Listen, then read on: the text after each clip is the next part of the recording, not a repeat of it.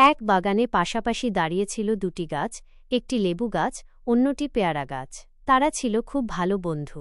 সারা দিন তারা বাতাসের সাথে দোলে, পাখিদের গান শুনে আর বাগানের অন্যান্য গাছের সাথে গল্প করে সময় কাটাত। একদিন পেয়ারা গাছ বলল, বন্ধু, জানো, আমি খুব খুশি। আমার ডালে অনেক বড় বড় পেয়ারা ধরেছে। সবাই আমার ফল খেতে ভালোবাসে। লেবু গাছ একটু মন খারাপ করে বলল, তোমার কথা ঠিক, কিন্তু আমার ফল তো টক, সবাই আমাকে পছন্দ করে না। পেয়ারা গাছ হেসে বলল, কিন্তু তুমি জানো, তোমার টক স্বাদই তোমাকে বিশেষ করেছে। তোমার লেবু মানুষের স্বাস্থ্যের জন্য কত উপকারী। লেবুর রস ছাড়া কি কেউ শরবত বানাতে পারে? আর আমাদের রান্নাতেও তোমার লেবুর খুব দরকার।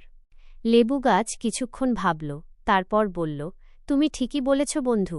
আমি হয়তো পেয়ারার মতো মিষ্টি নই, কিন্তু আমারও একটা বিশেষত্ব আছে। সে দিন থেকে লেবু গাছ আর কখনো মন খারাপ করেনি। সে বুঝে গিয়েছিল, প্রতিটি গাছেরই আলাদা গুণ আছে, আর সবার জন্যই পৃথিবীতে একটা বিশেষ স্থান আছে। শিক্ষণীয় বিষয়: আমরা প্রত্যেকেই আলাদা এবং বিশেষ।